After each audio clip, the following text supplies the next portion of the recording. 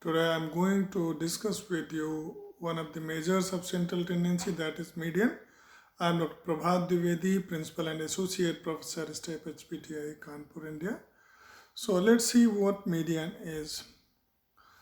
The definition part of the median is before you. The median is that value of the variable which divides the group into two equal parts, and one of that part comprises all the values greater than this value, and other part comprises all the values lesser than this value. This is the definition given by Corner. So that means it is the central value of the variable when the values are arranged in order of magnitude. So we have to take care of this, especially in case of individual data series, that the values are in order, maybe ascending or descending, this doesn't matter. Now let's see how we calculate median for an individual and discrete data series. So the first and foremost thing which we need to do is we have to arrange the data in ascending or descending order. And after that, we calculate the cumulative frequency in case of the discrete data series.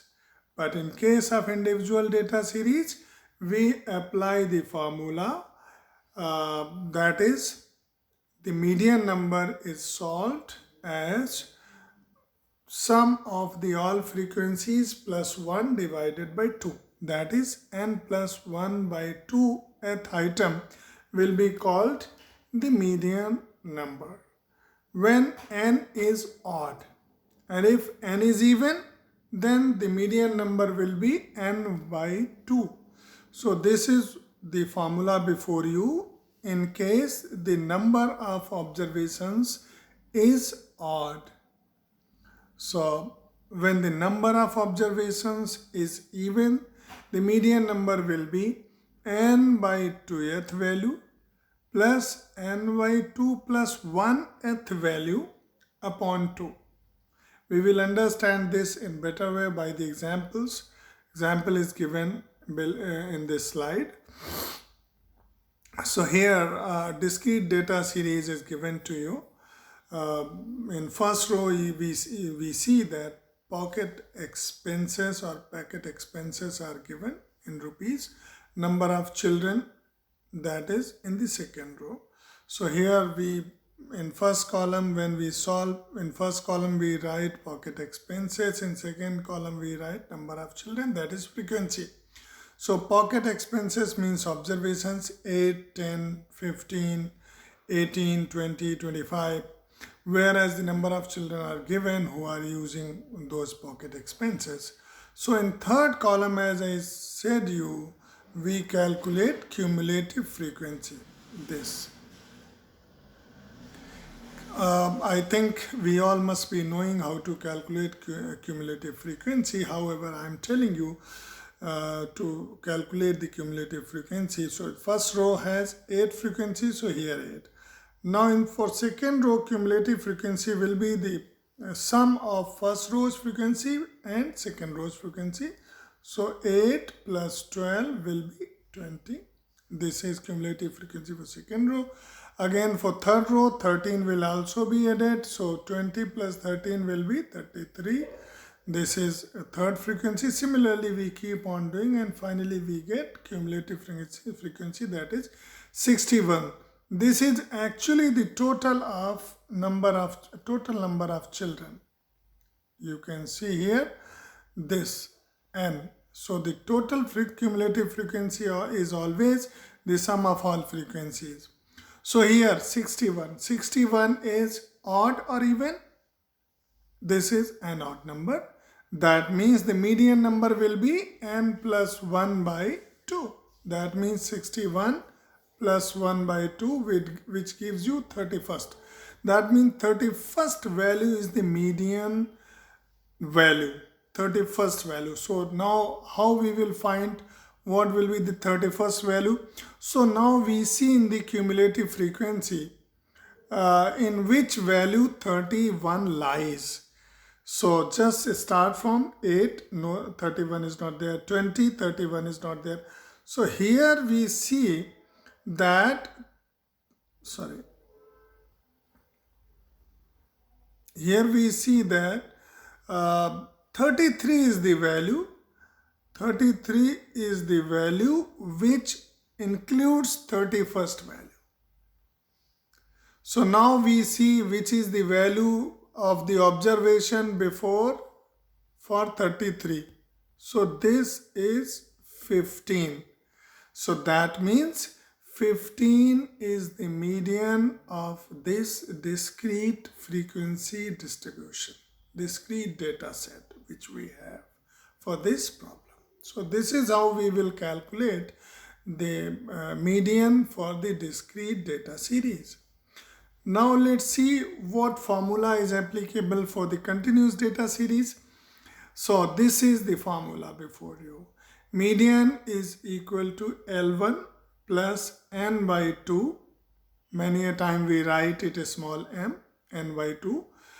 Minus CF. Many a time we write C, or we find in the books CF equal to C upon F into I. So here we see what which letter or which value which letter here in the formula denotes what. So we see that L1 denotes the lower limit of the median class. N denotes total number of frequencies. N by 2, if we write small m, that means n by 2, that denotes median number. CF or C denotes, see very attentively this value. C denotes cumulative frequency of the preceding class, of the median class. It's not a cumulative frequency of median class, it's actually of the preceding class. And F denotes frequency of the median class, whereas I denotes class interval. So this is what the formula denotes. Now let's see how we apply this formula in a numerical. This is the example before you.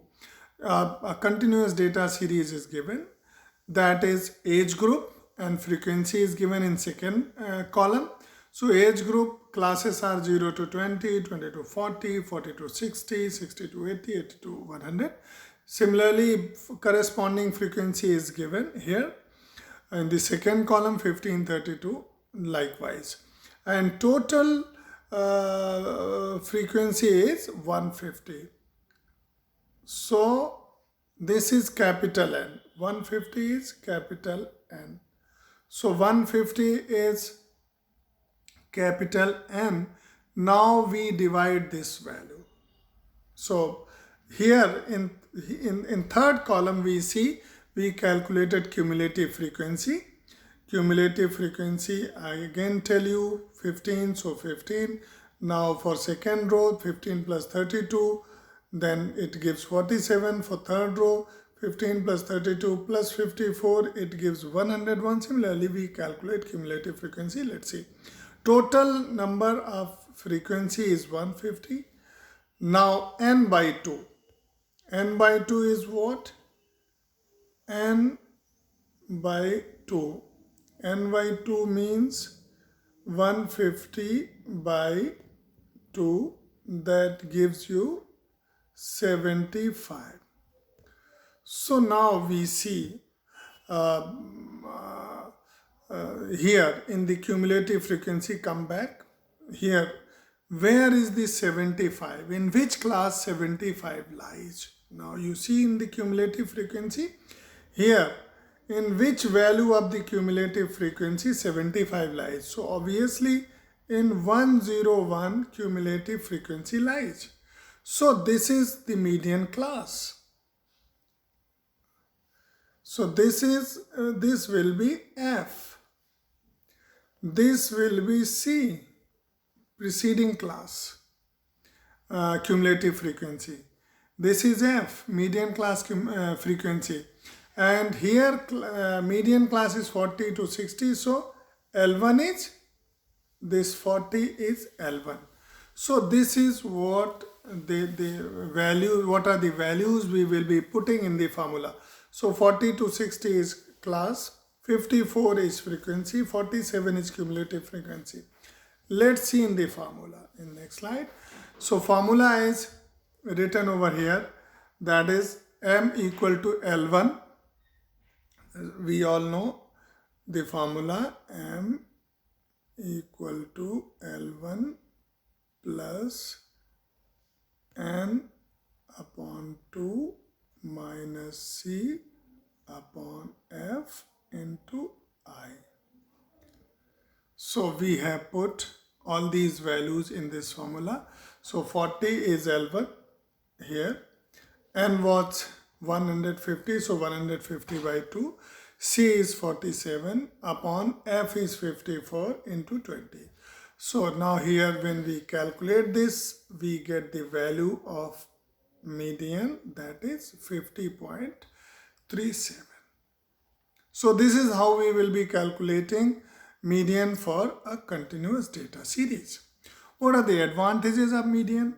Just a few advantages are which we can see here. Median can be calculated in all distributions, maybe individual, discrete or continuous. Median can be understood even by common people, that means easy to understand, easy to calculate.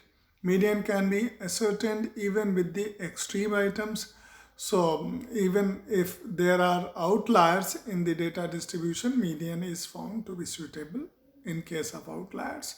It can be located graphically. As I told you, this is a locational or positional measure, so you can locate it on the graph. It is most useful dealing with the qualitative data. Now, what are the demerits or disadvantages of median? It's not based on all the observations. That is what. It is not capable of further algebraic treatment, mathematical operations. It is affected by the sampling fluctuations. If sample value change, then the median will change. In case of even number of values, it may not the value from the data set. As you have seen that in case of even number, it is like n by 2th value plus n by 2 plus 1th value upon 2. So it will be the value in the middle of the two values. So that is what. In that case, median may not be a value from your data set. So that's all in case of median. That is the measure of central tendency. So thank you so much, viewers. If you find this knowledge piece worth, you can share, like, comment, and just keep watching the Management Learner channel. Thank you so much.